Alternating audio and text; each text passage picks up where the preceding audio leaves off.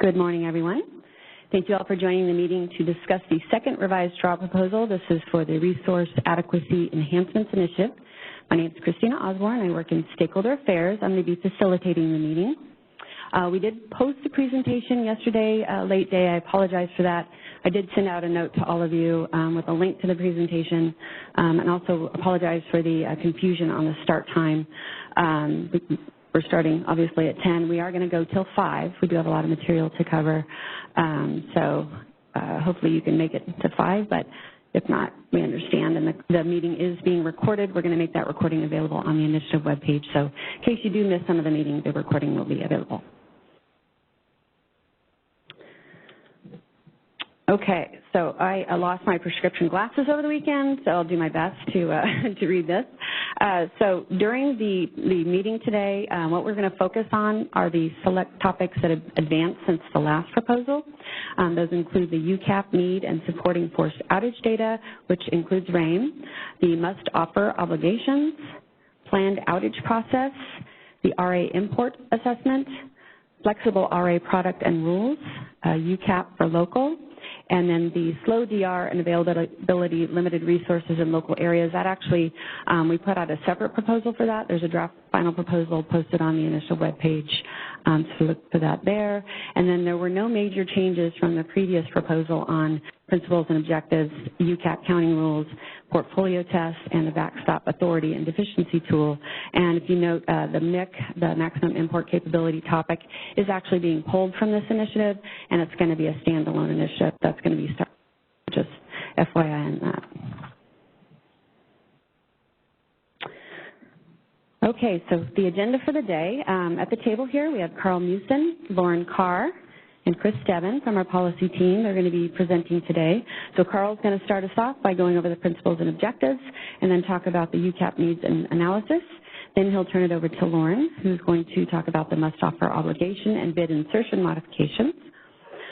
And then Carl is going to, then we're going to go to lunch. And then after lunch, Lauren will continue the discussion on the must-offer obligation and bid insertion modifications. Turn it over to Carl, who's going to talk about the planned outage process enhancements, and then Chris Devin will go over the RA import provisions. Turn it back over to Carl for the Flex RA, and then local RA will be our final topic today. And then I'll go over the next steps for the initiative. So we did post the proposals.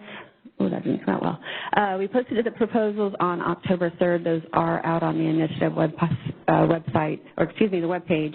You can find that by going to the CAISO homepage, select stakeholder or Stay Informed tab, and then you'll see stakeholder processes from the drop-down. There, all the initiatives are linked on that page. So, with that, Carl.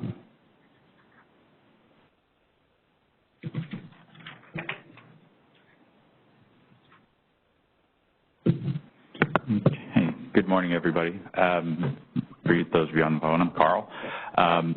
So as Christina mentioned, we're going to focus our discussion today, or at least the ISO's intention is to focus our discussion today on the items that have received significant advancement from the previous proposal. Now, that's not to say that we are not open to discussion on anything that's in the paper. Again, if it's still in there, it's still part of the proposal. It just means that our focus to date between the previous iteration and this one has been limited with the goal of trying to advance our efforts in a very focused manner. So we'll start off with our principles and objectives, and again, these really haven't changed much since the last iteration. The goal here really is just to re-emphasize what it is we're doing here, where we've come together, and some of the things we're looking to do with the RA enhancements. So first and foremost, we realize that resource adequacy has to meet our changing grid as we get a new system that has more variable energy resources, energy-limited resources, use-limited resources, and kind of less of the 24/7 availability that was there when RA was founded. Looking to try and evolve that so that we have a fleet of resources that can not just meet our system peaks, but also make sure that we have adequate energy and capacity during all hours of the year. We want to make sure that what we're also promoting is good utility practice in terms of procuring reliable, dependable resources, making sure that the resources that are out there that are being procured that have incentives to be procured also have similar incentives for upkeep. We'll talk a little bit about how the incentives we have in place today are, or more appropriately, are not seeming to address those needs, and ideas that we're exploring moving forward. We would like to try and remove some of the incentives that are in place to date that provide barriers to showing capacity that has been procured as RA that maybe is not readily or willingly shown as RA. Now, before we get too deeply into the discussion today, I just want to make everybody in the room and the phone aware, yes, we know about the settlement at the PUC. Yes, we know about the import proposed decision at the PUC. We know all about that stuff. It's complicated to try and evolve our proposal around that. We've done our best to do so, but as we get to certain segments of this, for example, trying to move these disincentives, that runs into some of the items of the settlement. So we are aware of some of those challenges that come up. As I mentioned earlier, resource adequacy used to be simply a matter of if we can serve peak, we can serve anything. We're looking at what we're seeing now is our loss of load expectations, and all of our studies are not occurring at 2 o'clock in the afternoon. They're occurring at 7 p.m., 8 p.m., and the likes. Once we start to lose some of our solar capacity that's producing wonderfully during the middle of the day, but not so great when the sun goes away. So again, our objectives here today are really to update the RA framework to make sure that we are more accurately reflecting forced outage rates and procuring to account for that, so that regardless of how many forced outages we have in the system, RA is taking that into account ahead of time and making sure that our fleet remains adequate. We're also looking to make sure that the portfolio as a whole is adequate for our RA needs. So when we put all the pieces together, again, we're not simply putting together 24/7 blocks anymore. We're sometimes putting together, 4 and 6 and 8 hour blocks now of energy limited resources, and making sure when we stack those up that we're serving load during all intervals. Now, again, noting that we did not push forward on some of the large questions that stakeholders asked. We do acknowledge that they were substantial questions about allocating requirements, costs, and whatnot in the portfolio analysis. We're still working through that, and the best approach to take on that will be, I think, one of our primary focuses in the next iteration of the paper. We will also be trying to simplify RA. We know, and we've heard time and time again, that between the PUC, the ISO, and the like, the RA process of determining needs, making showings, getting substitution/replacement capacity out there, it's complicated, be those outages forced or planned. It's an onerous task for our market participants, and so to the extent we can, we will be looking to simplify those provisions.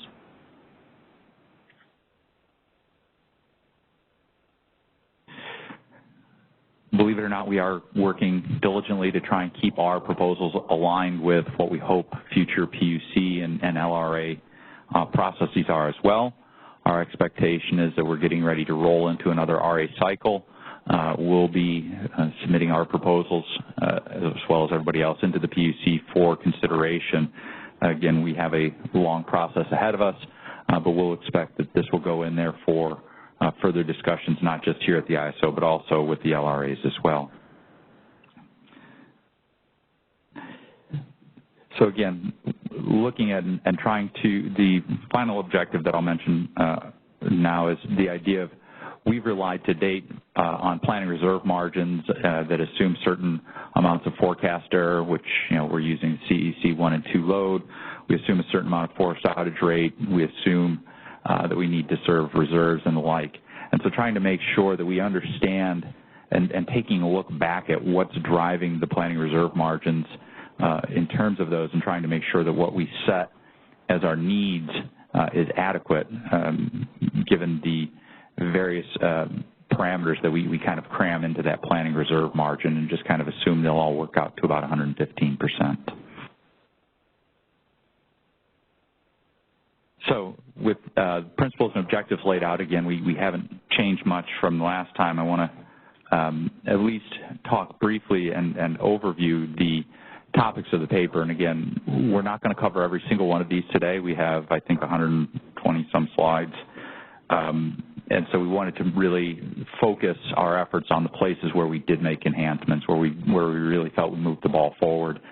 But, you know, if there are significant questions or new questions and concerns in any of these areas, again, we are open to discuss those, just to understand that they come at the expense of the areas we did advance. So again, trying to work through the system requirements, the forced outage rates and RA capacity counting, the showings and sufficiency tests we talked a lot about in the last iteration. We'll talk again about in the next one. The offer obligations, we'll get an excellent presentation from Lauren today about those. We've made some pretty significant advancements and changes in response to stakeholders' comments and requests for additional longer-term certainty, so trying to lock down a new process that we hope, we'll find out how well we did on this, provides greater certainty more than a week in advance. We'll talk a little bit more about what we're seeing on some of the imports. Chris has done some excellent work on trying to update some of the data we provided last time to make a more clear picture of the constraints we're seeing with imports or not seeing, and give you a little bit more information on that. And again, I'll reiterate, we do know that the PD is out there. And then, as Christina noted, the MIC piece of this, we're pulling out to look in its own proceeding for a couple different reasons. First and foremost is considerations about how we would consider multi-year MIC allocations, what that would mean, and are there opportunities to fast-track that in a time frame that, you know, trying to keep it intertwined here would really slow that down. So we'll be looking at that in its own separate initiative, but also recognizing the importance that MIC plays in RA and RA showings.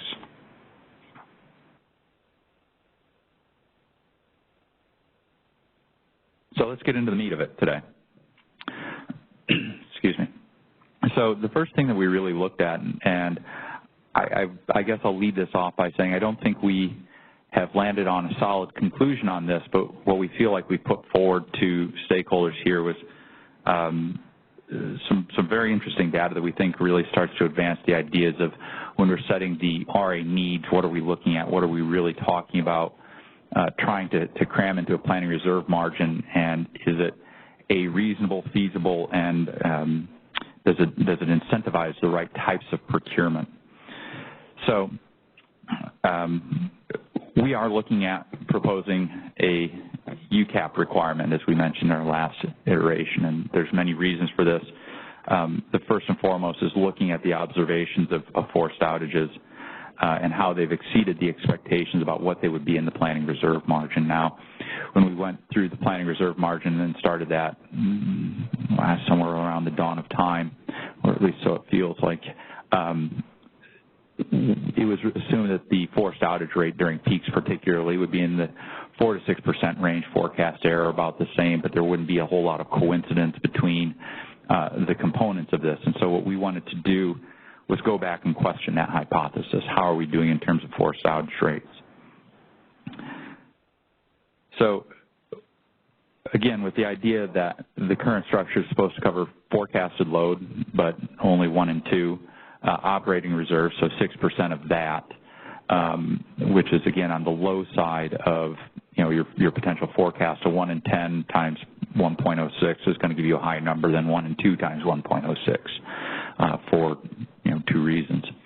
The forced outages, which quite frankly is supposed to be exogenous and not dependent on the load forecasting questions, and so it's something that we can look at in isolation. And then the demand forecast error, which is something that, again, if you kind of put aside and say, well, we have a requirement that is based on 1 and 2 load forecasts in our operating reserves, how well are we doing to meet that? So in order to do this, we, you know, as we've noted before in the past, and we'll note again today, we've continued to work with our OMS system to see how well we can configure some of that very specific data to do some of the analysis, and we still, quite frankly, are struggling with that configuration. We'll get more into that, I think, later this morning, maybe early this afternoon. So instead what we did was we decided to turn to our SIRA system.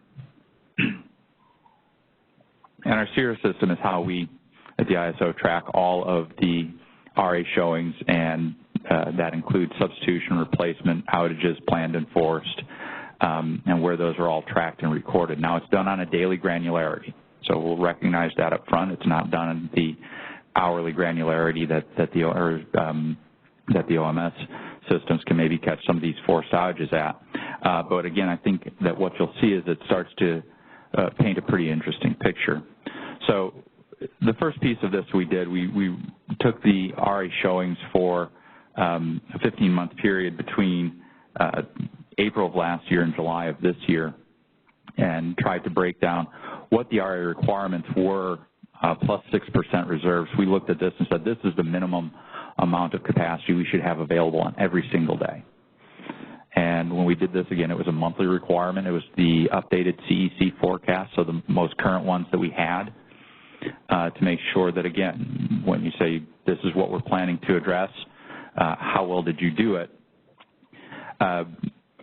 We then took that and we compared that to the available RA capacity, and by available RA capacity, we simply looked at the forced outage capacity. We did not include the planned outages, and here they were approved or presumably approved, and substitution was either there or the outage was approved without substitution. So we did not consider planned outages in this analysis. So the idea was to check every single day of the data set to say, did we on that day have more capacity than the RA minimum capacity requirement would dictate? And what I mean by that is 1 and 2 peak plus 6%. The data, I think, was pretty telling. And so let me explain a little bit about what we're looking at here, because, again, I don't want to simply look like a bunch of dots. Really what we're seeing here is all the observations above 0 on the vertical axis, meaning the clusters where on those days we had sufficient RA available capacity to meet CEC 1 and 2 forecasts for that month plus 6% reserves. So anything below that, we did not.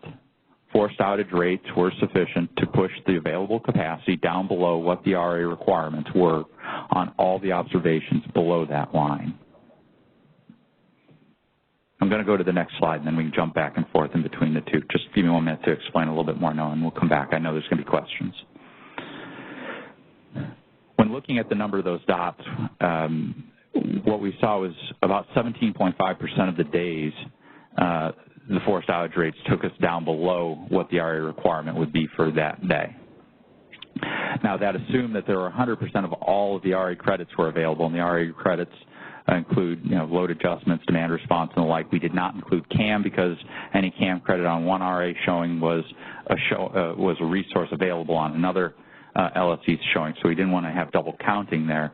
But again, it assumes that 100% of those credits are fully available. Now, if this assumption is off by, let's say, half, 500 megawatts, which is, in a system the size of the ISO is not that much, we see that we are on kind of a threshold, which is to say it jumps quite a bit. It jumps from about 17.5% to 25%. If none of those credits were there or on those days, the number of days in which we would be short actually jumps to, I think it was like 34% or some 35%. So again, it starts to jump fairly quickly. That's not super surprising.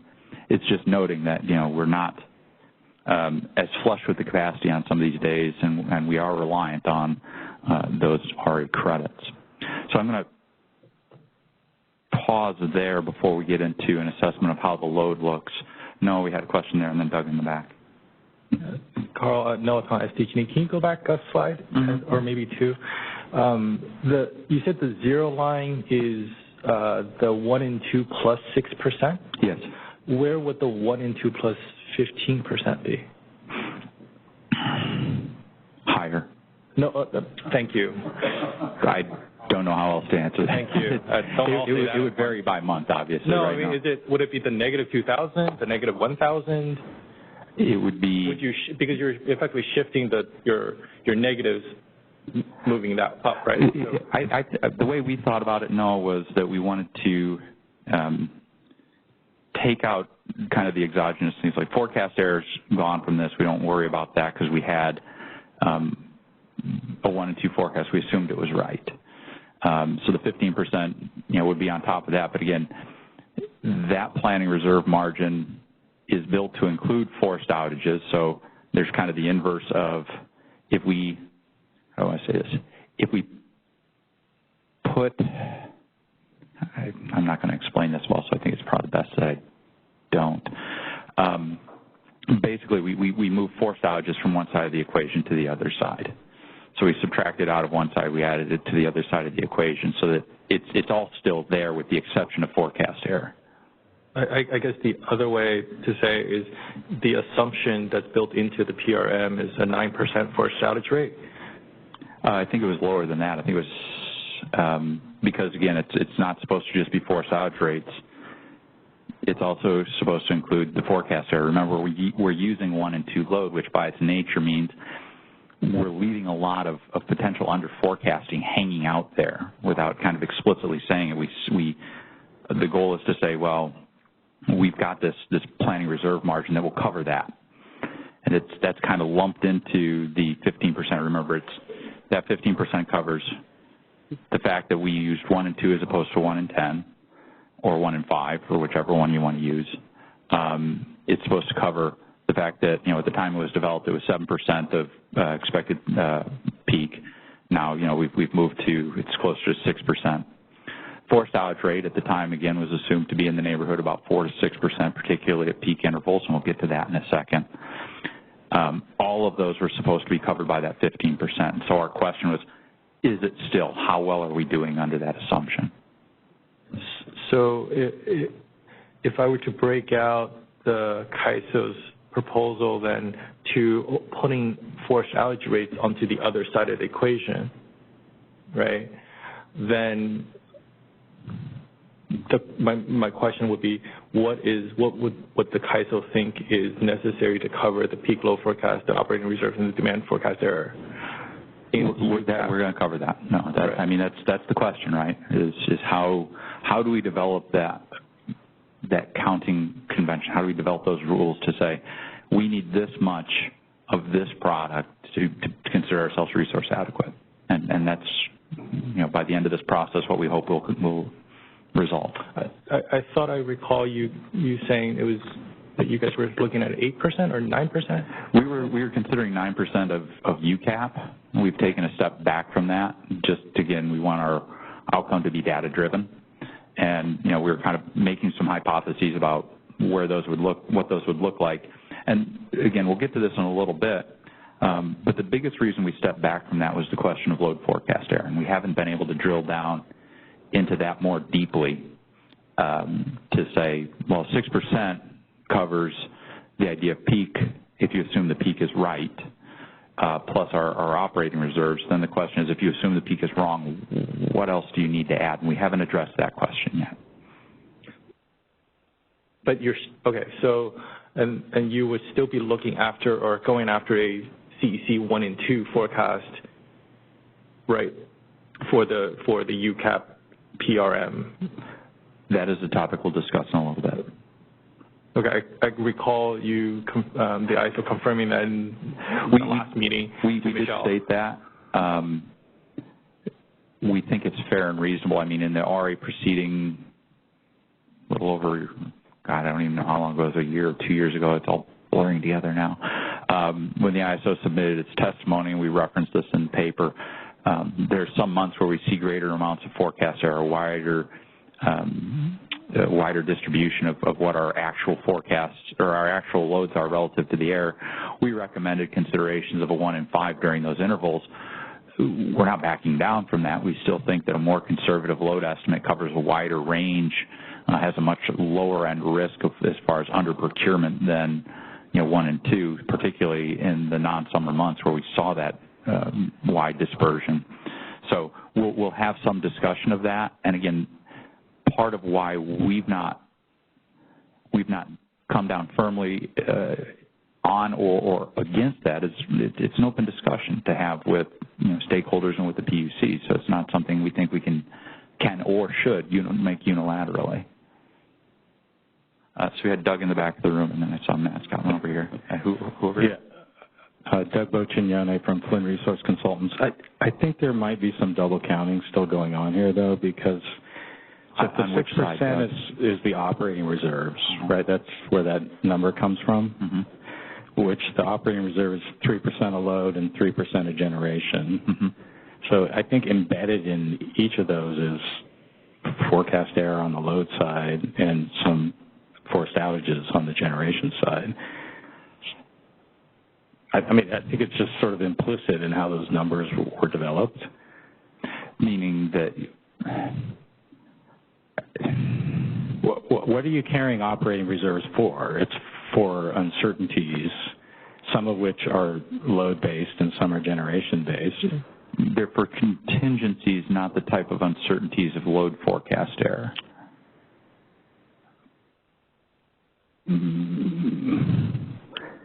So we'll carry them whether we're right or wrong, right? I mean, if we're perfect on the forecast, we still carry the 6% because stuff happens.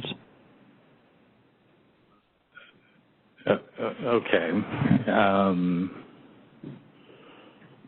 I guess I need to think about, on the load side, I need to think about that a little because, I mean, I think we need to think of this sort of intertemporally because, there's forecast error on the planning horizon, but by the time we get here, you're in essentially real-time operations.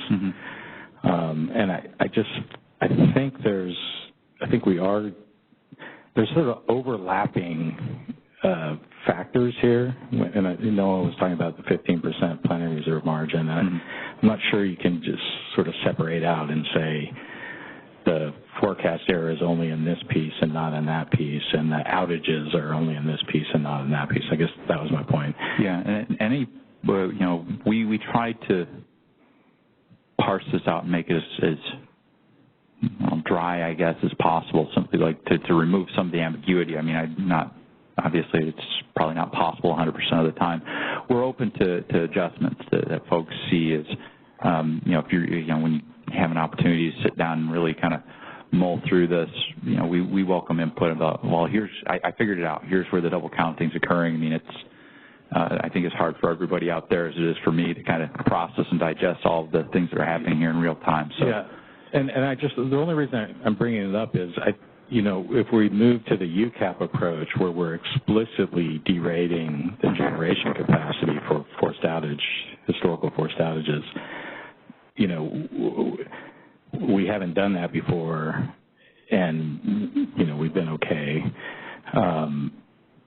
And I think all of these other the approach for setting the planning reserve margin and the operating reserve margins, took those outages into consideration when they were developed, and now we're overlaying it. So I'm worried that we're maybe over penalizing ourselves. And then just a comment on the chart. Shouldn't you adjust for the imports? Because aren't the imports covered by the external BAA? You don't carry the 3% reserves for the generation that you're importing. You only do it for the in-state or the in-CAISO generation.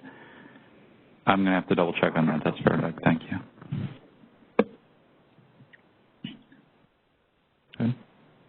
Matt.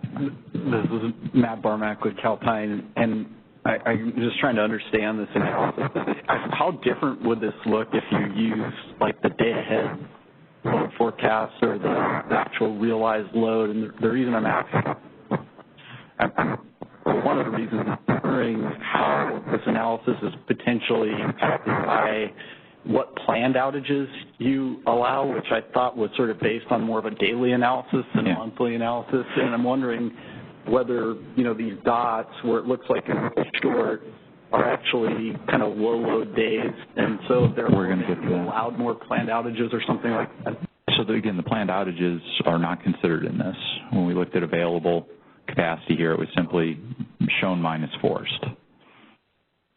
So if a planned was allowed, it was allowed. It wasn't counted against this analysis. And we will in a moment get to the question about, were we seeing something different on low versus high load days.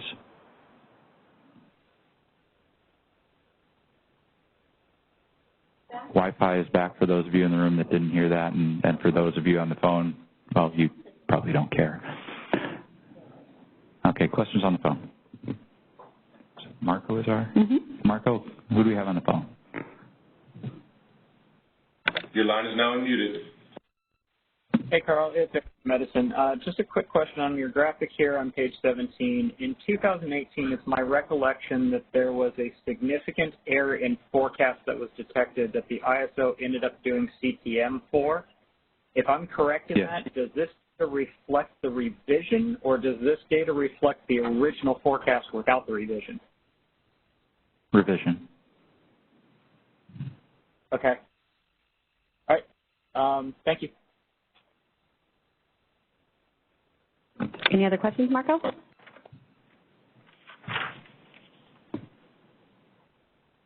Marco, do we have any other questions in the queue? No further questions. Okay. All right, anything else in the room? Way?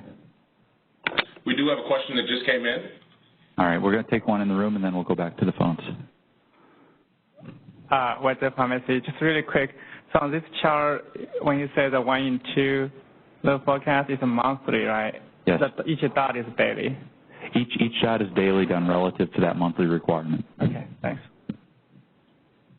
All right, let's go back to the phone, Marco.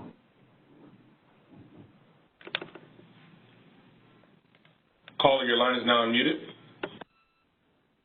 Yeah, this is Peter Griffiths of PG&E. I have a question about what load you're using here. You're using, okay, and what the load is the basis for setting the requirements. Is it the end-use consumption load, or is it retail sales load? So this is the CEC's 1 and 2 load forecast that is used to set the RA requirements. So it is the basis for the RA requirements. I think that's...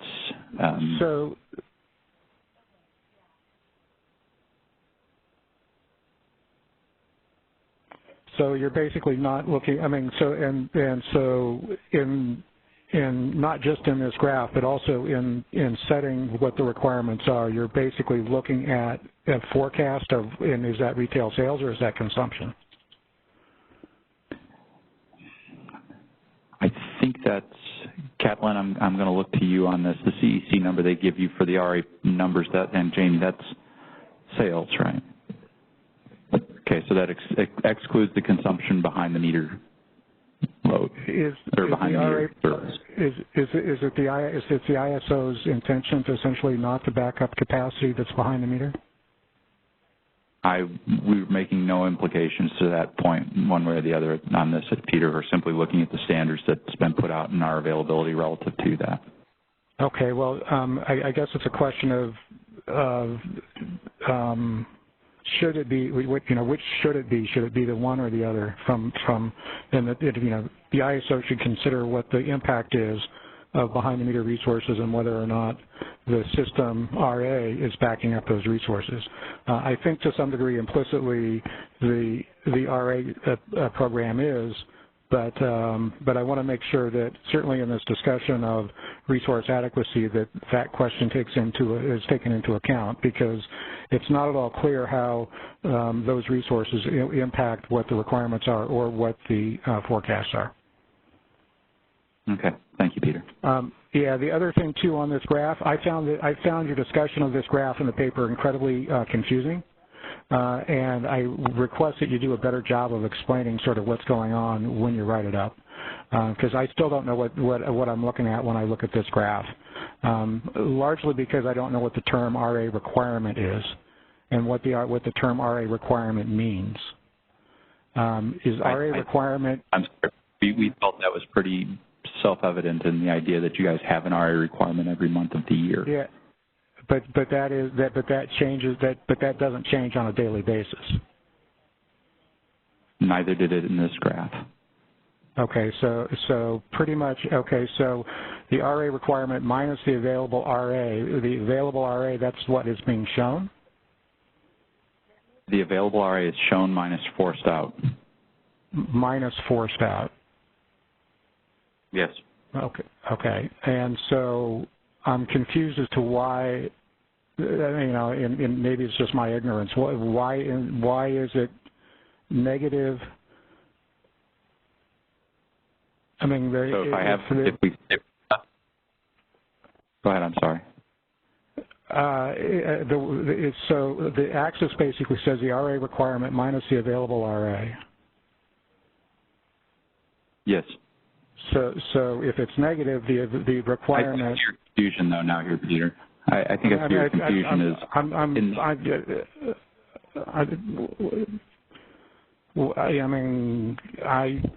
Am I wrong in assuming that the RA requirement is larger than what the available RA is? The RA requirement. So first off, I think one of the elements of confusion here that I can and/or should clean up in the next iteration is when that term is used there, it's simply saying, forecasted peak plus 6%. So we can acknowledge that, we can clean that up and hopefully help mitigate some of the confusion on that axis. But no, the point that we have here, and the point of the graph, one moment please, is just let me try. The point of the graphic is that no, on not every day is the available RA capacity greater than the requirement. That's the point of the graphic due to forced outages. I understand that that's what you're trying to show, but you told me that the RA requirement is not changing on a daily basis. No, it's not. It's we have a monthly 1 and 2 peak forecast, right? Yes. Okay, so we use that 1 and 2 monthly peak forecast plus 6%. Yes. And then from that number, we subtracted. We had the available capacity subtracted from that, and the forced outages were removed from that as available. And so if the available capacity, the bullets above, the dots above that zero axis are days in which the capacity that was shown exceeded that 1 and 2 forecasted peak plus 6%, excluding the shown RA that was now on forced outage. So maybe I'm just being dense, but I'm still confused. When you say available capacity, available RA, you're saying what was on forced outage that day, or what was not on forced outage? On an RA showing, right? And was on an RA showing. So we weren't counting non-RA resources in this calculation. And so I guess I'm still confused as to what the graph is saying, but or how the graph works. But I don't want to take up any more time. But it sounds like you redefined RA requirement, is what it sounds like. That the RA requirement term on that axis and the confusion there. What's that? I understand because the RA requirement doesn't change day by day. What I think you're saying is, we did not. The forced outages change day by day, but the RA requirements did not. Well, then I'm not quite sure where the load fits in. Where the what? Load fits in. I'm sorry, I couldn't hear you. Where load? It's the one. No, we did not look at actual loads in this analysis. That happens later. Okay. Well, I guess I'm just confused, and I don't know that I can resolve that confusion at this point. So, carry on. I'm happy to talk with you offline, Peter.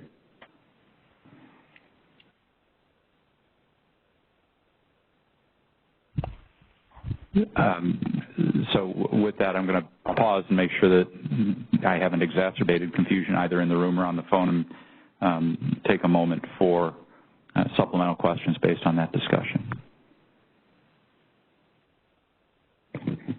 And again, we will work to enhance the write-up on that to try and clarify some of the confusion that seems to have been created. Yeah, go ahead, Noah. No, Tom, does this graph include the CPM resources the ISO did based sort of this refers back to Eric's question. Yeah, I'd have to double check what my recollection is. They go into SIRA as RA, and so they would be reflected. Okay, thanks. If I'm wrong on that, we'll note it in the next paper, and I'll give everybody my mea culpa. We do have one question on the line. Thank you. Go ahead, Cali. Assuming you're unmuted. They put their hand down. I'm sorry. Okay, that's all right. So one of the, we're going to move on now. So one of the presumptions that goes into the planning reserve margin, again, is a certain amount of non-coincidence between what peaks are and when we're seeing forced outage rates or high forced outages. And so we wanted to, at least at a high level, start to test that hypothesis as well, meaning, well, load is high for that day or relatively high for that day, we'll see lower amounts of forced outages because, hey, that's where you're going to start to tap into some high energy market rents or higher energy market rents. And so we wanted to look at that just at least at a general level. Again, this graph here is looking at the forced outage rates day by day. And what we tried to do here was to look at the higher loads within given months. So we're looking at the blue dots in this graphic represent the top 5, sometimes 6 days, depending on how close the two observations were.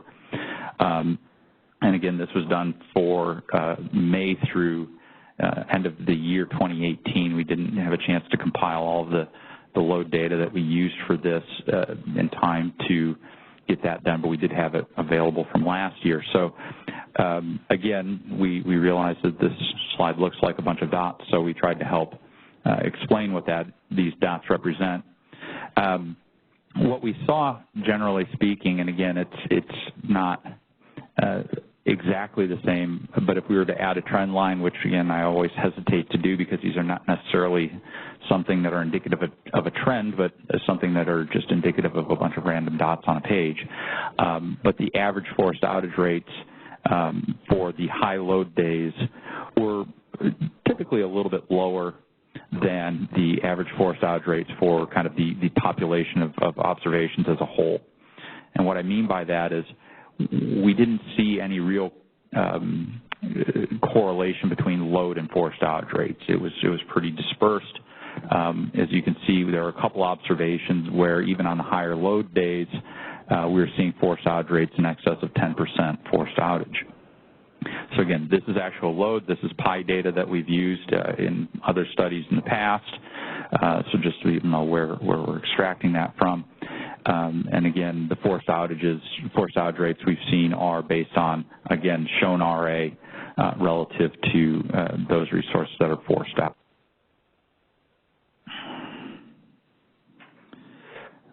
So, Callie, go ahead. It's Callie Wells with WPTF. Sorry if I missed this. So what did you define as a high load day? Do you recall what the cutoff was? The high load days were defined as monthly, relatively, the relative high 5 to 6 days in that month. Okay, so it wasn't like a load above 40,000. It varied. No, because again, keeping in mind that RA is a reflection of, the RA showings are a reflection of what the forecasted peak is. So we try to adjust those data points, the relative data points for quote high load for January, high load for May, high load for whatever. Yep. Okay. So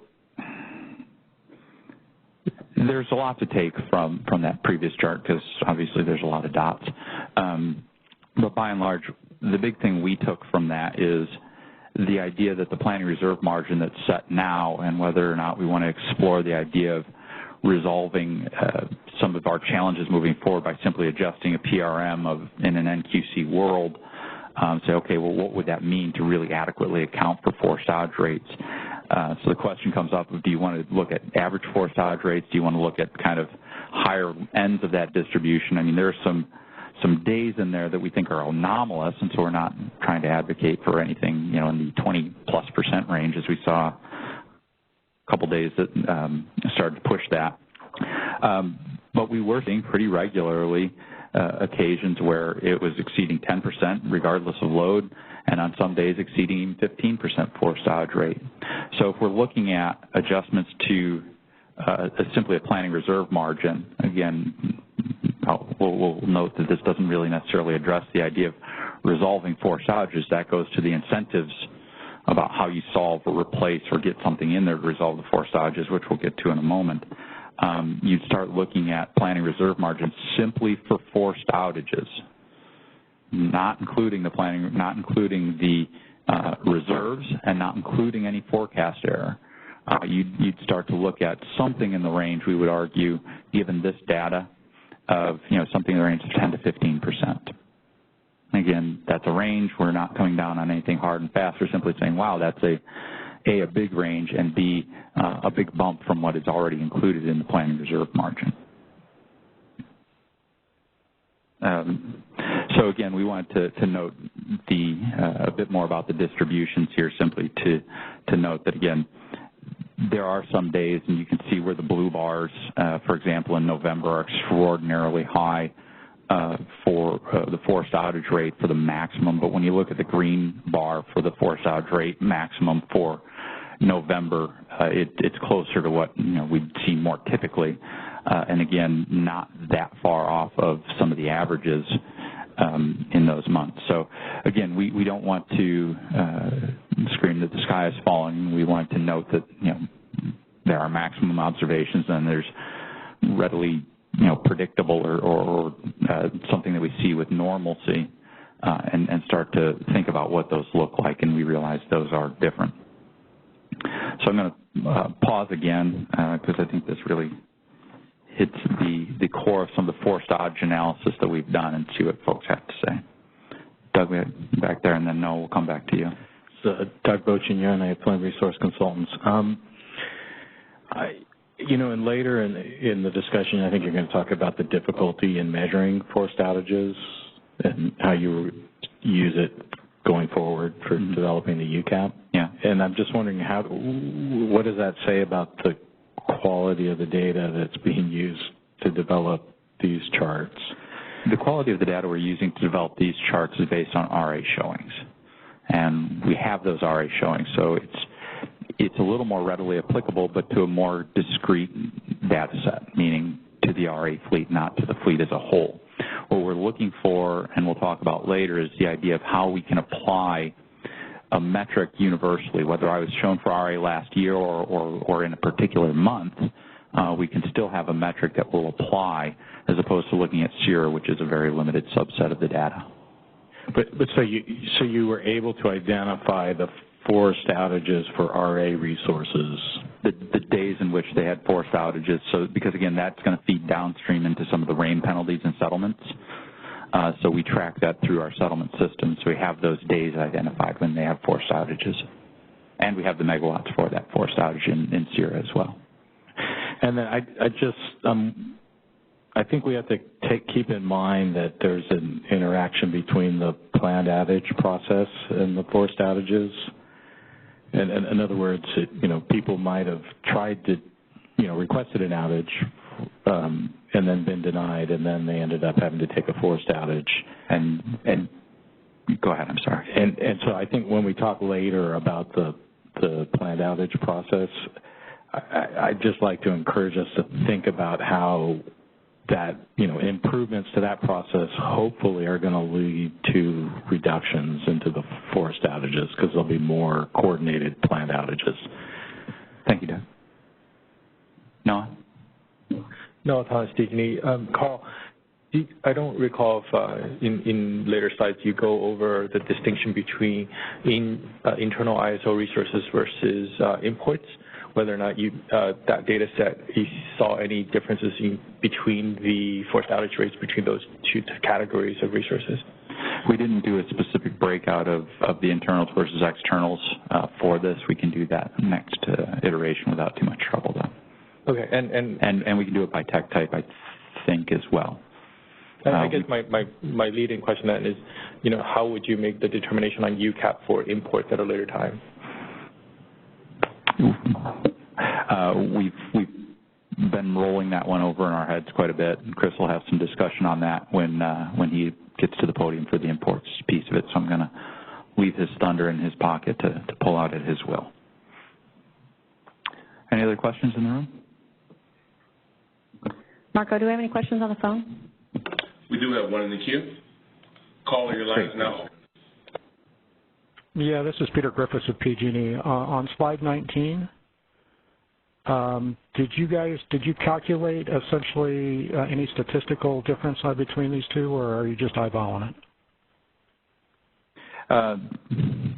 We didn't do a statistical test for difference of means or the like, if that's what you're asking. No, it was a bit of an eyeballing, and again, when we looked at trend lines on this, which again I know is, again, I warned against, but they are at least indicative of relative means, and again, the distributions we provide on slide 21 kind of pencil out those same findings. Yeah, I guess having seen whether there's a statistical difference between the two would be helpful. So you may want to put some more rigor in the analysis. That's question one. And question two, to some degree, has to do with whether you're including in these calculations RAIM-exempt resources. No. Or yes, we are. And the reason being, I apologize. You are including them. All forced outages, regardless of cause, are included in this analysis. Even for outages for resources that are RAIM exempt. Yes. Okay, because it's not at all clear that there's much of an incentive to do a replacement if for a resource if it's RAIM exempt, and so that could. I think what you'll find out is there doesn't appear to be much incentive to provide replacement. Period. We'll get to that in a couple slides, though. We'll get to that in a couple slides.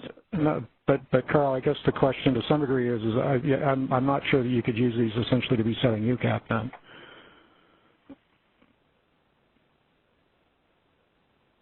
Again, we're not proposing to use this data to set UCAP, but basically part of the challenge we've identified and we recognize is that the tools that drive incentive or drive capacity procurement are only as good as the loopholes and exemptions that are allowed for them.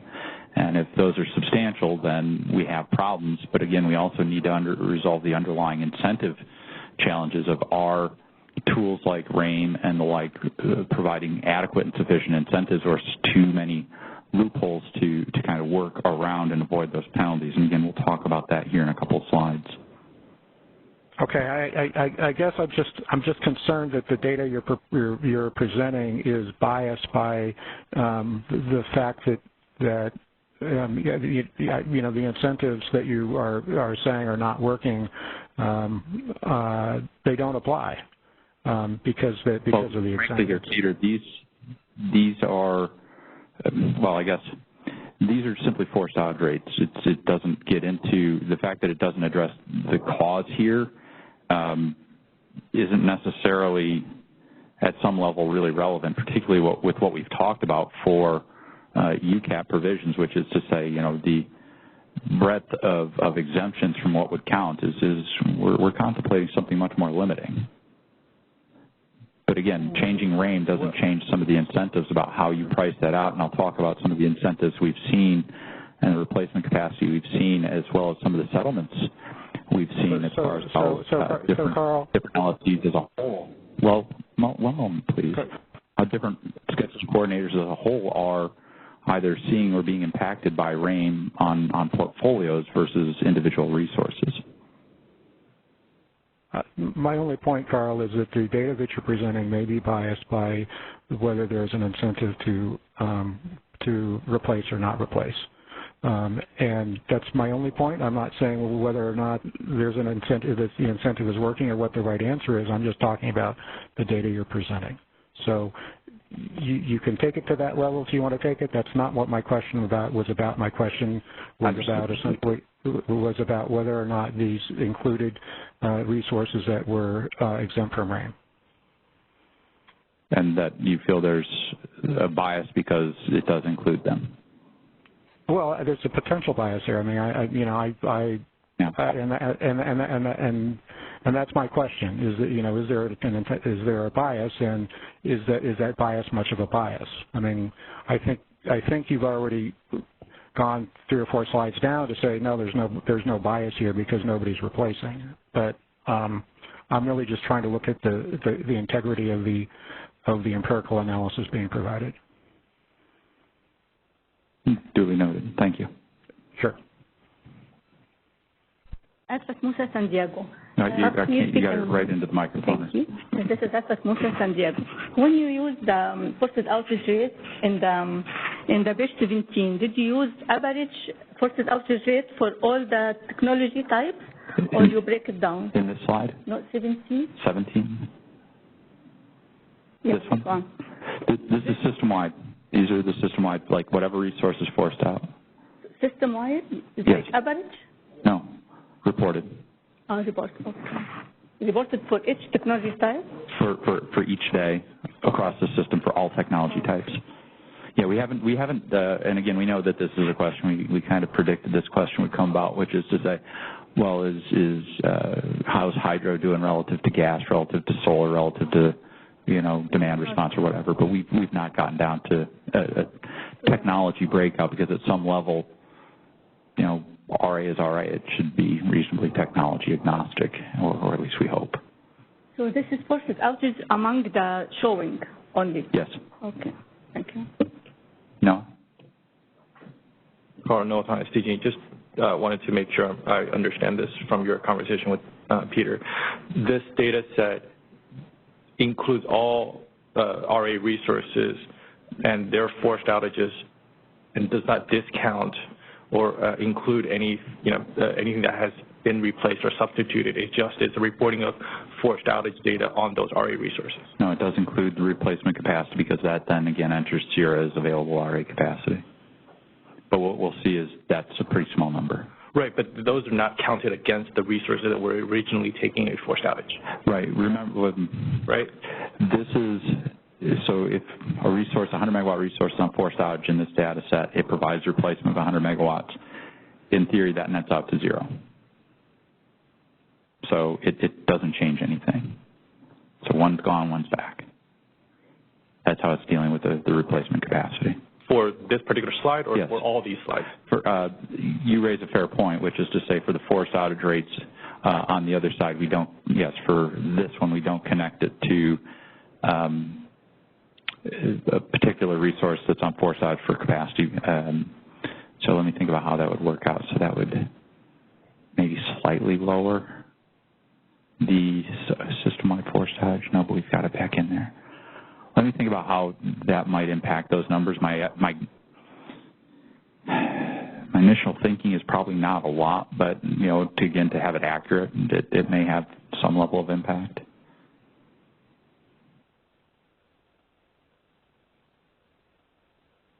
Okay. Any final calls on the line, Marco? We do have a question in the queue. Oh, not Marco anymore.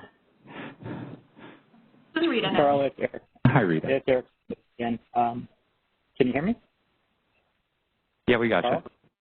Okay, sorry. Yes, Eric. So I'm a bit confused here in the terms of including RA-AIM exemptions. And the reason I'm confused about that is because it's my recollection that the RA-AIM exemptions were there primarily to recognize use limitations of resources. So the ISO has operated the resource as it needed to for operational and reliability purposes. The ISO knows about its status, and once the resource reaches that use limitation, it's not going to be able to operate any longer. My understanding of the proposal for RA enhancement is that for calculation of UCAP, that resources that have met their use limitation, the outage thereafter, I don't believe is a forced outage. So if we're going to treat them the same in that regard, then you're going to end up with the same problem if you're including them as outages here within this graphic. Am I misunderstanding? So what I'm hearing, Eric, is at some level, some of the use limitation reached forced outages might be increasing the forced outage rates beyond what should normally be reflected, or should reasonably be reflected in the data. Well, because, I mean, that's a subset of the overall exemptions, right? it is, but I'm wondering how much it changes these numbers, right? If I've got a resource and use resource and it's ahead of use, the data we pulled did not reflect the cause for the forced outage, so we did not. Again, our goal is to simply say we've got a forced outage. What does it mean? But your point is made and understood. Okay, thank you. Yep. Any other questions, Rita? Or in the room? No further questions on the line. Great. Thank you, Rita. All right. So when we've been looking at how to set the needs that we have, we've looked at two ways of approaching this. Now I've got to get in line with my slide deck in front of me. We've looked at a top-down approach and a bottoms-up approach, and really there's pros and cons of each, and trying to weigh, when you're setting a requirement, saying how much you need, do you want to kind of build to that or kind of winnow down? It's like when you start taking these things away, how much can we take away and still meet the requirement? That's really kind of the difference. The top-down does the winnowing down of, we kind of got these kind of forced outage rates, we've got these kind of forecast errors, and we kind of work our way down to say, if we've got 15% more than we expect to need, we'll be okay. The bottoms-up approach says, how much do we expect to need? And starts to say, well, let's look at the resources that are providing that and how well they're performing. So again, the top-down approach works well if you've got a reasonable distribution of forced outage rates both within and across technology types. So system-wide, you're looking at, say, okay, doesn't matter if it's hydro or thermal, they're all coming in at about 5% forced outage rate. So, A is equal to B more or less.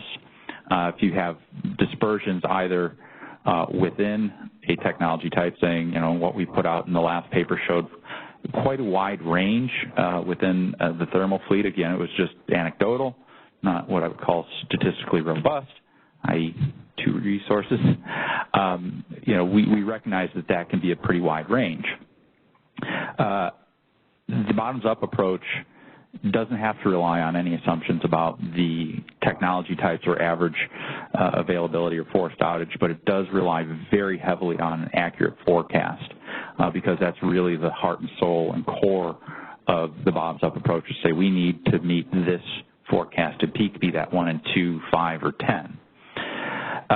We've looked at this, and in balance, we think that the bottoms-up approach is the best approach to making sure that we have sufficient capacity. But again, it does very much, and I recognize this completely, hinge on the accuracy and adequacy of that load forecast, which again, to Noah's point, we'll talk a bit more about how we go about dealing with that. How are we doing on time? I'm doing all right.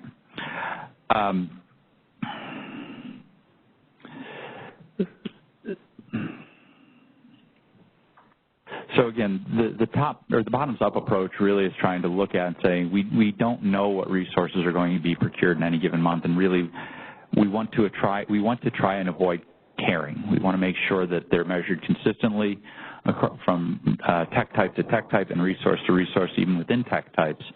And so trying to say we just simply want to provide an incentive to procure the most dependable and reliable resources.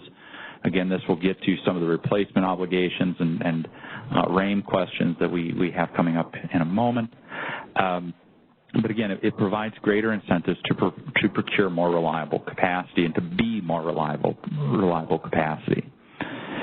So this is the approach that we're looking at as what we think is the superior way of doing this, instead of trying to figure out how much we can lose before we're going to be okay. And again, it's also part of the core of why we think the UCAP approach to capacity procurement is superior in the long run to simply trying to remain in an NQC world with replacement obligations that are, well, universally pretty much detested. So we note, and again, we've submitted this in our testimony, that by and large, particularly in certain months, a more conservative forecast is just more able to cover a wider range of load conditions. And so in that instance, to the extent that we're looking at a bottoms-up approach and saying, well, how do we build in forecast error into that? And I think the answer ultimately depends on how much forecast error you think you might have, and that really depends on the conservative nature of your estimate. As we note, and again, we don't land on a recommendation because, again, this is not something we look at as an item that we can and or should change unilaterally. This is, must be a collaborative effort with the CEC and the PUC and LRAs. But frankly, if we're looking at trying to establish requirements, trying to build in a 1 in 10 forecast, you're planning to what the maximum you think you'd see is. So trying to have additional forecast errors is unlikely to be required because you simply have a more conservative estimate as opposed to the 1 in 2 where you know that about half the time you're going to be under forecasting. And so you need to build in something on top of that. How much you need to build in, is that relative to the difference between the 1 in 2 and 1 in 10 or 1 in 5 and 1 in 2?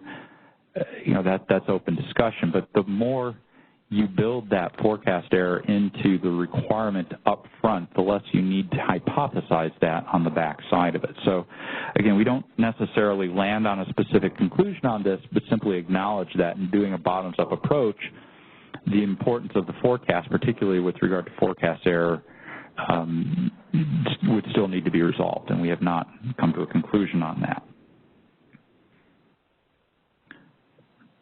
So, one of the other questions that was raised through stakeholder comments was the question of, well, if we have the forecast, how well are we doing at getting incentivizing replacements for forced outages?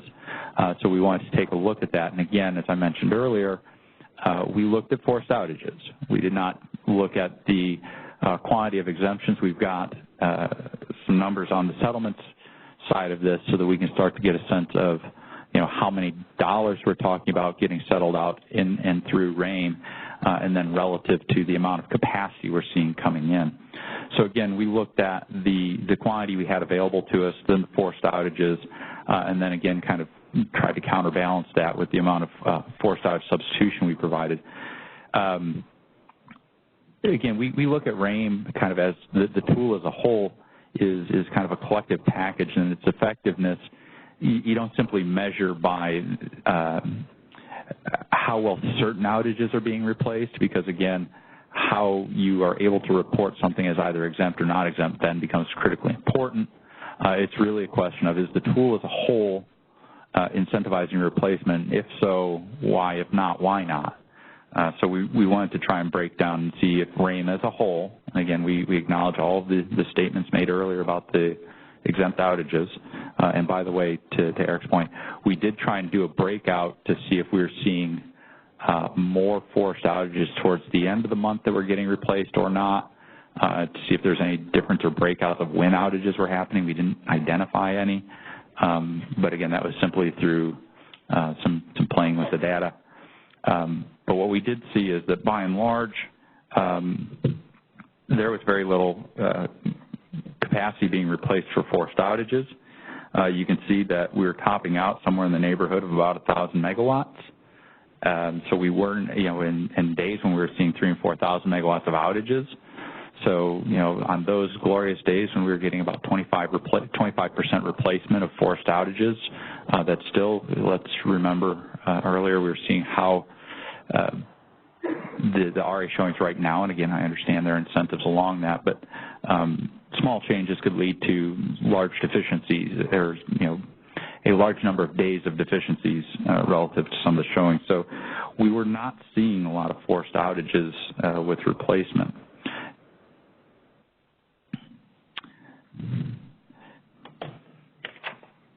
Might I skip over that one? Probably hit it. Go ahead, Noah. Thanks, Carl. Noah, I think this actually is something that you might be addressing in your next slide, but I was going to ask how much of those forced outages in that blue line were from resources that were RAIM exempt? We did not get into that because, again, the statement earlier, and again, we understand why people are asking that, but when we looked at RAIM as a tool as a whole, from July last year, when RAIM really kicked in past the advisory period, to end of July this year, we saw about $32 million of RAIM charges go out there. So that's the extent of what we saw. And what we saw also was that SCs for resources were more concerned about portfolio effects than any specific resource. So if you've got a resource, the incentives aren't focused on a resource. They're really more focused on if I have, or seem to be, I guess I should not make such a strong statement, but they seem to be focused on, well, my portfolio is performing above this. And so if I have a forced outage rate that's going to incur some penalties, that's not ideal, but I'm still doing well on these other 5 resources, and they'll make up for it, so I'm not going to bother. It's too expensive to get replacement. We'll talk about that in a moment. What I want to pause, though. And I guess, are these specific forced outages for the availability assessment hours, or is it outside of that window? So again, this is one of the questions with some of the SEER data, but it does feed into the settlement systems, which does calculate range. So these are days in which we have the forced outage reported through SEER and then handed down to RAIM. So we don't have the daily granularity about what specific hours are here, or we don't have the hourly granularity about which specific hours are on outage. So again, we did acknowledge that is one limitation with using SEER, but again, it was much more readily accessible to use than the OMS data was. Okay, yeah, I think for this particular chart, I can understand where Peter might be with regards to the data set that's provided, because if you're including things that are RAIM exempt that don't have a substitution requirement, to then say very little substitution is provided, you may not get the right set of correlations between the tool that you have designed for the market. We understand the difference we understand that position. Our view of this was to look at RAIM as a whole and ask, is RAIM working? And be that because, from the idea of, wow, I've got 19 different exemptions that I can work my way around a penalty, or the idea that I've got a, 6.5 or what is it, 95.5% deadband before I even see a penalty, or I've got portfolio of resources to balance this out. We looked at this as the tool RAIM, inclusive of the exemptions and not, is it working as a whole? I guess I'll just agree to disagree on. That's fine. I understand the RAIM as a tool, but you need to be providing the data set that's relative to the tool. You shouldn't be including additional data to sort of, that would come in here. Yeah. That are not relevant to the tool itself. I respectfully disagree, which is to say the tool, the tool is, do we get forced outage replacement? And if we don't get it because of exemptions, that's a problem with the tool. That's still part of the data set. To break it down further into the elements, as you've pointed out, I think is a fair request. But again, I think as you look at the tool as a whole, our position is that we want to know how it's working as a whole. And if there's too many exemptions, that's one thing, but then there's still the underlying question of, okay, let's close some of the exemptions. Does that fix the problem? And, it's really not readily clear to us that it does. But we understand the request for that breakout. We'll see what we can do. Rita, are there any questions on the phone? We do have a question. Okay. You're both unmuted. Please go ahead. Yeah, this is Peter Griffiths of PG&E, and I just wanted to get a clarification on the conversation you just had with Noah. As I understand it, the data that you're showing here for forced outages includes all hours and not just availability assessment hours? This is daily granularity. So it does include, I guess I'm confused by that. So it's daily granularity, so if...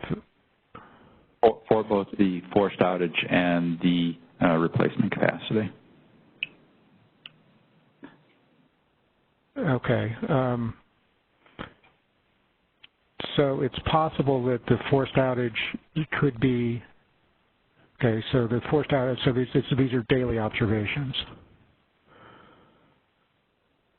Okay. Yes. I'm just wondering to what degree that it's the design of the RAIM mechanism or the RAA mechanism in that it's only looking at a small subset of hours, and that the hours for which and it's a relatively small subset of hours, and so that is a factor playing into whether the replacement should be done or not. Mm-hmm. And I guess the question I would have is that, you know, if the replacement is taking place during the availability assessment hours, in my mind that isn't necessarily a mark against the whole mechanism. I would say that the data that you're looking at now is probably needs to be refined a little bit to see whether or not that is the case. Because I think the sweeping conclusions that replacement is not taking place is, and saying that therefore then RAIM is not working, I think you need to do a little finer analysis in terms of when replacement is taking place and when it's not taking place and when the incentive is in effect. Okay, again, understanding the desire for the very specific hourly granularity, but again, I think the graphs show by and large we're seeing very, very little replacement ever. Like, because again, that I think is the one thing that is unambiguous, right? Which is even if you assume the numbers are cut in half, we're still seeing replacements well below 50%. Well, but it's an empirical question as to how many hours that in terms of what that calculation is, in terms of whether the replacement should take place, as well as whether the exemption is in effect. Because I understand that, Peter, and I'm simply saying that even if you assume that half of those forced outages occur outside of the RAIM windows, meaning I didn't need to, and by the way, the fact that it occurred outside the RAIM windows is not a waiver to say you don't need to provide replacement. That's not what I'm implying. I'm simply saying that's how the incentive works, is to say we're focusing on that. So, and again, I want to hit on slide 27 because I haven't gotten to do that yet. Okay. When we look at the system level, take local out of the equation because, again, let's presume for a moment that local is just tough. I can't find local substitute capacity. I just look at system. I'm getting nothing, during those intervals. Like, we're seeing forced outages. They happen every day. Even if we want to assume they're half of the observed forced outages are not RAIM exempt, we're still getting no capacity replacement. I guess, Carl, the question I have for you, you're making a supposition that even if the half, and I guess there is a number in which the hours are exempt, and the resources are exempt, and I'm just asking for a little finer point to be put on it. We'll see what we can do in the next iteration. Okay, thank you. We can break out. Any follow-up questions in the room? We do that to troublemakers. All right. Okay, we got it? All right. This is Bora Akyol from 8 Minute Solar Energy. I just want to make a point. On slide 17, the numbers you said, the one with the blue dots, you said that the capacity included the replacement. Yes. So whether replacement is being provided in enough quantity or not, it does not change the conclusion that on this many days, you didn't have enough. That's right. Yeah, right. So, yeah, that's my point. Thank you. Yeah. Yes. You can now talk more. Thank you very much. Go ahead. That's at San Diego. How you made the gap? How you made the gap? How KISO made the gap? How do you close the gap? Yes. How you did that? Because this is the history. I'm sorry. So now there is a gap between forced outage, between the requirement and the availability, the resources that you have. So how you do the gap from in bulk? Oh, meaning on those days where there was a force. Yeah. So again, those are based on relative to a static RA requirement. Whether or not there is a deficiency in our ability to serve load on a given day is, again, a happenstance kind of question. It's like, well, we happened to be okay that day. Okay, so there were no any deficiencies in that date. From an RA showing? Yeah. I'd have to, I mean, as Eric pointed out earlier, we had the September forecast error gap where there were significant amounts of CPM there. But again, the data that we've put in there should reflect the updated load forecast that those CPMs were based on.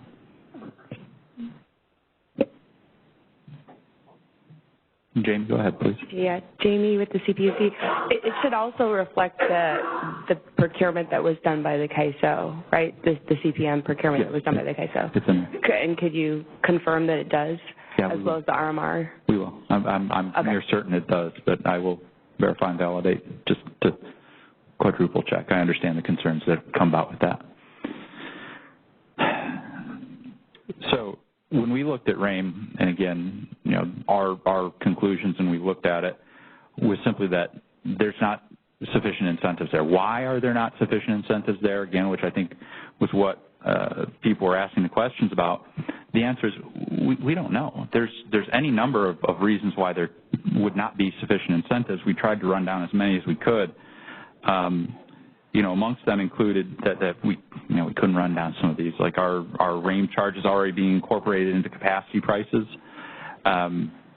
Is there not enough money to drive replacement to simply say, well, I can handle that. It's going to cost me more to buy the replacement capacity than I'll face in RAIM charges.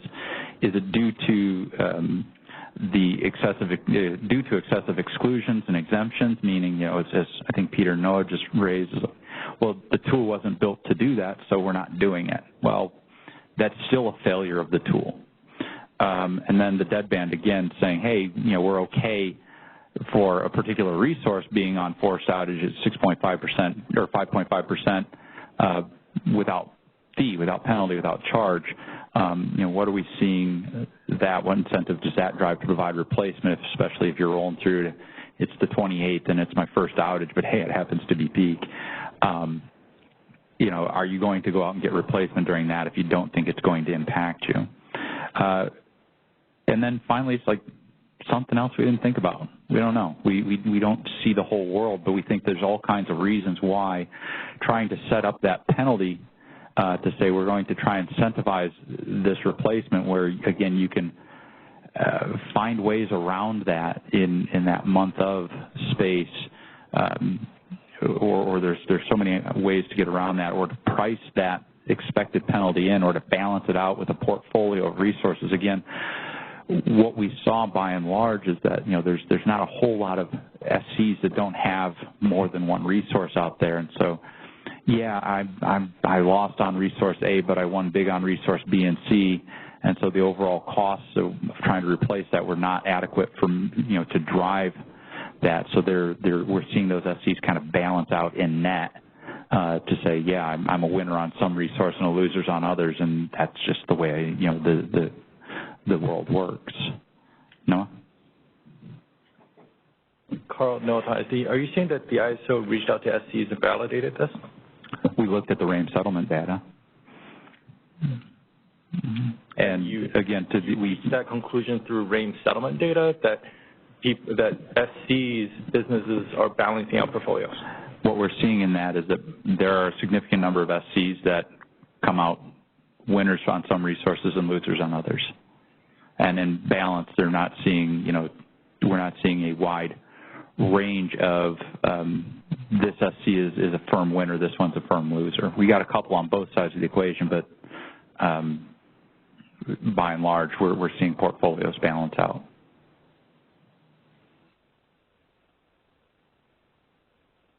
Rita, do we have any questions on the phone? We do not have any questions at this time. Okay, I'm going to try and move along, not because I'm not enjoying this conversation. This is actually quite enjoyable. I've gotten some good feedback and some things that we can do next time to build on our analysis, and I do appreciate that. But I do want to get to some of the questions we've had and are trying to still address. I'm going to move reasonably quickly because I think you guys all want to hear from Lauren and the must-offer obligations before lunch. So part of what we're working on is, through this proposal, is the reliance on the forced outage rate does rely on ability to collect that data. As we've noted in our previous proposals and continue to do so now, there are really two data options that we have out there. The first is our OMS system. The second is the GADS data. We've noted and we'll continue to note that we're struggling with the configuration of our OMS for this purpose. It was not designed for it, so trying to get systems to work universally where we can extract it from OMS and have it work for all different tech types, outage types, and the like has presented a bit of a challenge to us. So we're still looking at how to do that. GADS, on the other hand, is done annually. It's required for only 20 megawatts and above. And so there are growing gaps in that, as I think one of our stakeholders pointed out. It's like it's really not that big of a gap right now, and that's all well and good until it's not. So it may work well for transitional purposes, but long-term we want to make sure that as we have a growing fleet of resources that do come in under this 20-megawatt GADS reporting requirement, that we still have the data needed for that. So again, what we're doing now is we're actually taking a bit of a step back to say, are there other opportunities or other options for either a new system or new reporting to make sure that we've got GADS more well aligned with our nature of work outage reporting. So when we've looked at the move to UCAP, we've basically tried to break that down into two elements. The first is just getting there. The second is, okay, now we're there, let's make sure we've got the system in place that will work. Because again, it doesn't necessarily have to be the same cutover system that we use long term. It's part of the advantages of the weighted counting methodology that we put forward is that transitionary counting rules, they roll off fairly quickly, and we start to rely on that new long-term data much more rapidly and more heavily.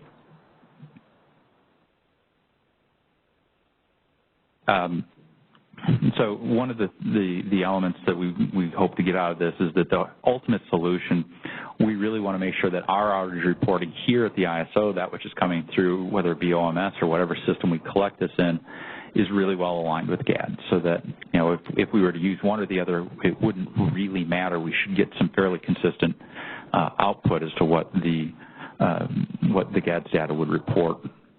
And then, again, we want to provide incentives for individual resources to minimize their forced outage rates. Again, we're not looking to, at least for any more than a transitional period, rely on technology or fleet averages. They allow leaning for less reliable resources. They don't drive the incentives that we think are appropriate to minimizing forced outage rates and procuring more reliable resources. As I noted, we don't think that the transition is going to give us the perfect, precise estimate. If we can get OMS working, then maybe we'll be a bit closer. If we have to develop new systems, that will be much more complicated, and then GADS again has its own challenges. We are, however, considering at least initially to rely on GADS data to generate the UCAP values. We've seen a couple recommendations as to whether or not we should, at least for the transitionary period, this is all we're thinking about these for, look at fleet averages, or if we're going to develop UCAP values requiring resource-specific reporting of GADS data for, or GADS equivalent data for 3 years or however long the resource has been operational, so that we can come up with some sort of equivalent value for that transitional period.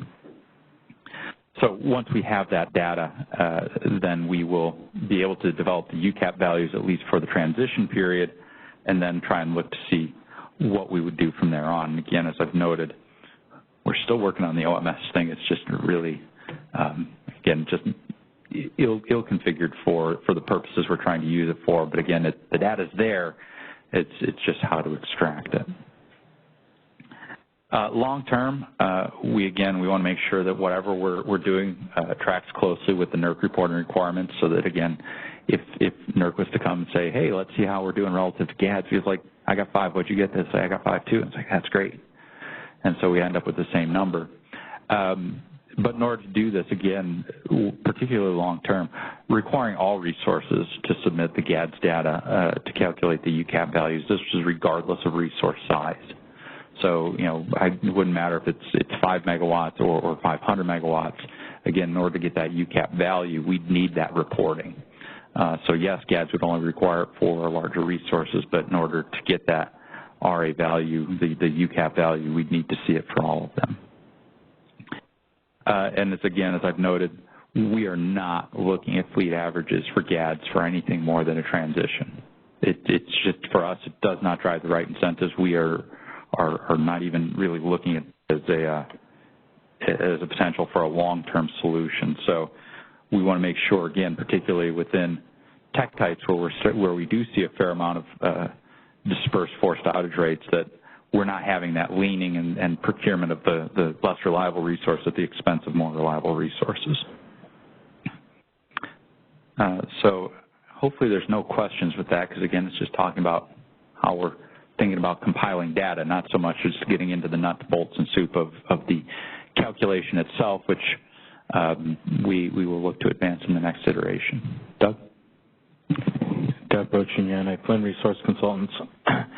You didn't discuss it in the presentation, but it's in the paper. You considered like using bids as a measure? We did. Can you talk about, why you, it seems like if that's what you're really interested, right, is getting resources made available to you. Mm-hmm. So if you, why not take that direct measure and then adjust for planned outages? Mm-hmm. When we put this in previous iterations, the feedback we got was the bidding data may be spotty. And what I mean by that is bidding, there are must-offer obligations for RA resources, and so it works really well for those, particularly for the flexible. How are you economically bidding? Blah, blah, blah. When you move into a non-RA fleet, it becomes a little murkier. So, well, I didn't bid that. Well, were you supposed to? Did you have to? Why didn't you? And trying to derive all of that was not as clear cut. And so based on stakeholder feedback, we started to move away from that. We're open to still exploring it, but again, that was the feedback we received. Yeah, but isn't that just sort of a transitional issue? In other words, I think I can understand why people would be really concerned that, they want to be able to get credit for a resource that hadn't yet been RA, mm-hmm. and so not be penalized. But we're going to have to go through a transition even if we're using the GADS data. Yeah. And, it seems pretty straightforward for resources that are RA, mm-hmm. that would be a really good measure, mm-hmm. potentially. And then, I think what you're talking about is using system-level information or technology-type information for the transition. Why couldn't you do something similar for resources that, are transitioning from non-RA to RA? We're open to ideas here, Doug. If you can help provide us a write-up of how you would envision that working, we'd very happily review that and consider it. Any other thoughts, questions, comments? Any questions on the phone, Rita? Not at this time. Okay. So I'm going to skip right to Lauren's presentation. We've got a couple slides in the presentation just to remind folks of other elements, but I'm going to, just for the sake of time, I think you guys can look at those 4 very high overview slides, and if we got questions, we can come back around to this. So I'm going to turn it over to you, Lauren.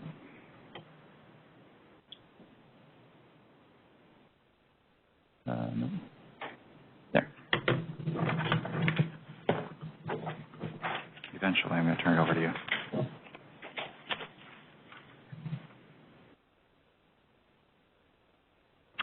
Okay, hi everyone. I'm Lauren Carr. I'm going to be talking about the must-offer obligations and bid insertion modifications today. We are getting close to the lunch hour, so I probably won't finish all of this before lunch, but we'll get through what we can and then finish up afterwards. And as Carl mentioned, this has gone through significant development since our last version, so we'll want to spend some time going over that and explaining everything as we go through. So to start, any resource providing RA capacity is obligated to provide it to the CAISO market. As we proposed in previous versions and as we've done here, must-offer obligations must be set at the resources shown NQC value.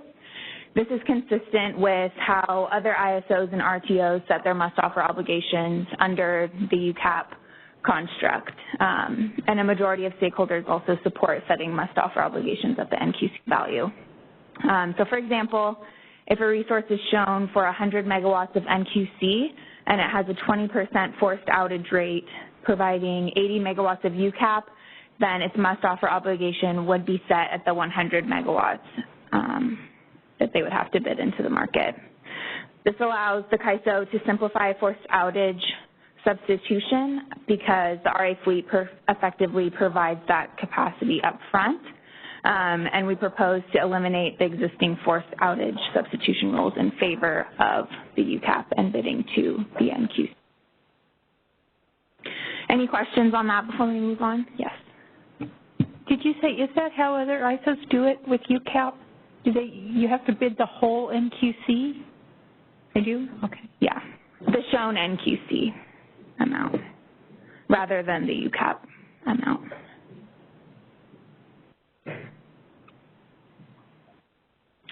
All right, so after considering stakeholder feedback and developments in the day-ahead market enhancements, we have modified the must-offer obligation proposal from our last version. In the last version, we proposed a standard must-offer into the day-ahead and real-time market. As we're moving forward with this proposal, the standard 24/7 must-offer would be into the day-ahead market for all hours a resource is not on outage. So we removed the blanket 24/7 real-time must-offer obligation for all RA resources. And instead, the real-time must-offer obligation would be based on commitments made in the day-ahead market, including commitments made for imbalance reserves, which is a product that's being developed in the day-ahead market enhancements. Bidding for imbalance reserves will be optional for resources shown for system and local only, but it'll be required for resources that are providing flex RA that Carl will get into later. So the standard must-offer obligation and, oh, okay. Stephen Kelly with IEP. I apologize. Just for clarification, are we talking about changes that would occur whether or not there's a UCAP program, or is this tied to UCAP, these changes? I think this would be made independent of UCAP. So it's more tied to the day-ahead market enhancements. All right, so this is totally separate from all the discussion we just had. This is Carl. The discussion about removing the forced outage replacement and trying to figure out how those incentives would work, that comes back around, but the idea of the must-offer obligation changing from what Lawrence discussed is hinged to the day-ahead market enhancements, not so much range. So the forced outage piece that she mentioned is absent UCAP, that may not go away. Right. So, but these changes are discussed as kind of a unit unto themselves for must-offer. Got it. Yeah, that's correct. So the standard must-offer obligation and bid insertion rules would apply unless the CAISO offers an exemption for them. And we'll review what those exemptions are a little bit later on.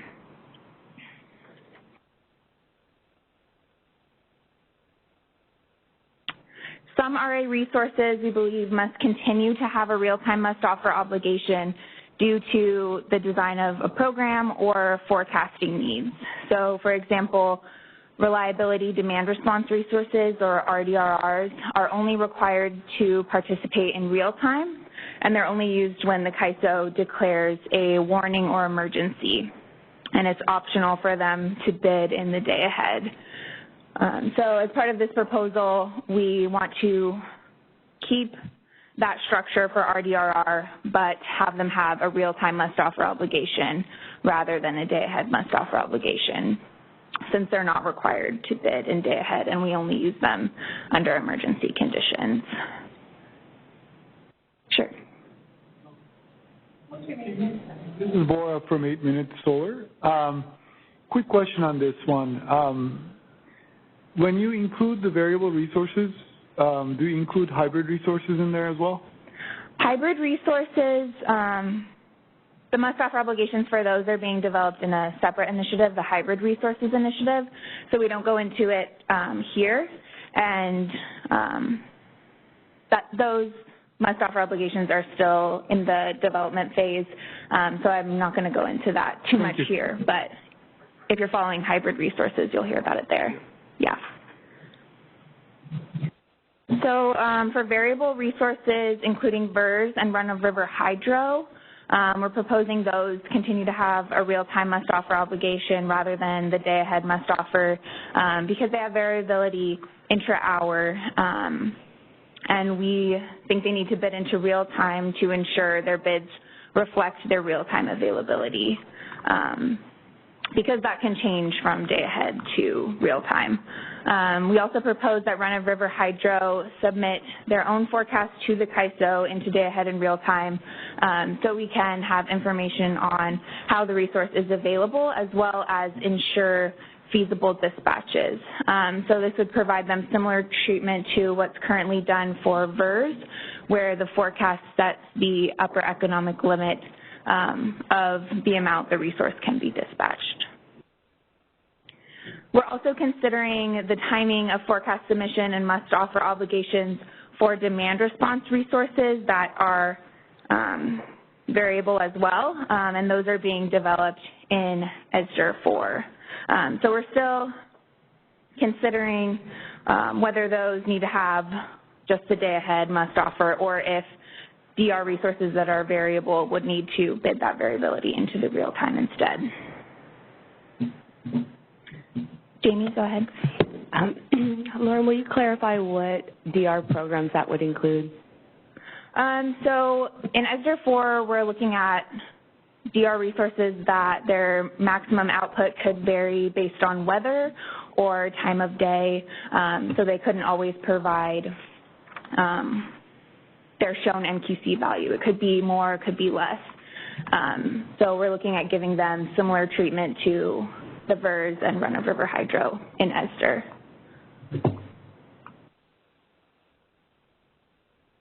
Stephen? This is Stephen Kelly with IEP. Again, another question of clarification. On slide 43, your first bullet says all RA capacity for all hours are going to be have a move in the day-ahead market. But then on slide 44, there are some that sounds like they do not have that obligation. Yeah, so in general, the standard must-offer would be that they have a day-ahead must-offer, but certain resource types, we recognize that that won't work for them, like the VERS and RDRR, based on their programs and forecasting needs. Rita, do we have any questions on the phone? We do have a question. Your phone's unmuted. Please go ahead. Hi, it's Eric from Edison. So I'd like to understand a bit of the rationale behind this latest iteration of proposal. In the history of RA program, the requirement for all resources has been available and to be available in day-ahead and real-time to the extent that the resource is capable of doing so. We're now saying that with the exception of a very few resources, most resources are not going to have an obligation in real-time. And it seems to me that that has been a big sticking point in terms of import RA as well, and I'm curious why quite frankly, a fairly big change in policy position on this. What is it that the ISO feels it has that they are not going to need resources available to them into real time?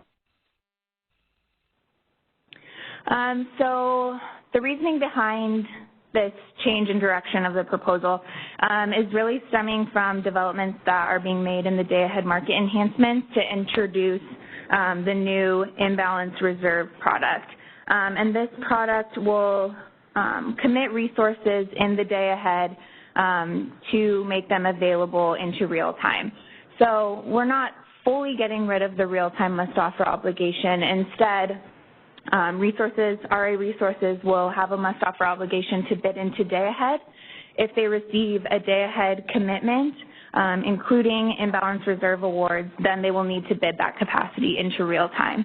And we think that the imbalance reserve product will cover our ramping and uncertainty needs, and therefore RA resources that are not committed in day-ahead will not be required to have the real-time must-offer obligation.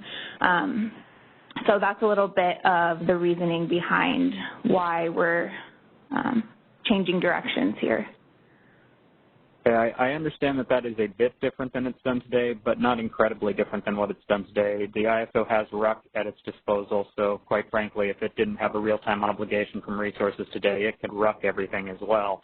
I'm not completely convinced that the day-ahead market enhancements is going to take care of every problem that you need it to take care of, and I'm concerned that the ISO releases a resource that could be available to it in real time because it didn't accept an energy bid, it didn't take it as a capacity product day ahead, that we then ignore the fact that that is there and allow it to do its own thing. We've never taken that policy standpoint before. I'm not sure why we would be buying capacity today that has the capability to require it to do so. I get the day-ahead market enhancements may mitigate that to some extent, but I'm not sure it's a complete solution. So just something to consider. Thanks. Thanks, Eric. Yeah, thanks, Christina. Lauren. Brian Thaker with Middle River Power. So as I remember from the day-ahead market enhancements process, the ISO is going to set the procurement target for the day-ahead and balanced reserve product. In order for this to work, it would have to set that procurement target at the maximum forecast error that it would expect to see between day-ahead and in the 15-minute market. Is that where the ISO is headed? Because otherwise, setting the day-ahead and balanced reserve product procurement target at something less than that introduces exactly what the possibility of what Eric said, which is if you under forecast the load and you don't have imbalanced reserve product to cover that forecast error, you could end up short in real time.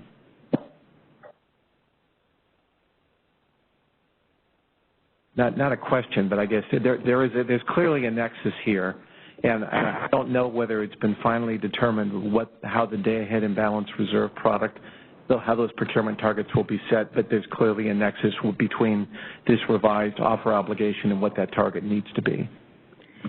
Thanks, Brian. Yeah, we'll take that back and discuss it with our day-ahead market enhancements team when we're going forward and setting the procurement targets. Brian, this is Gabe Murtaugh from the California ISO.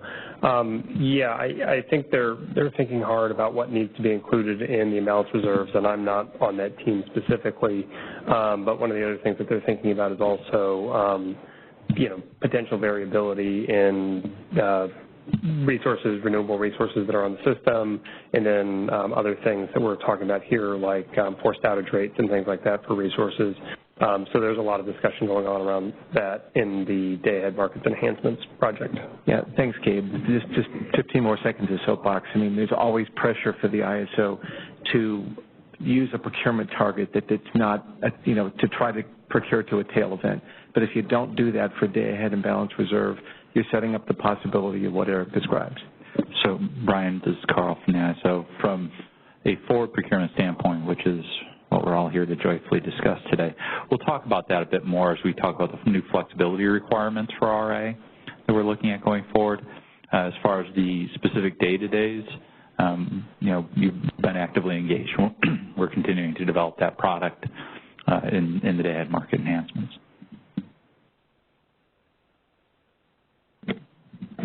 Jamie Gannon, CPUC.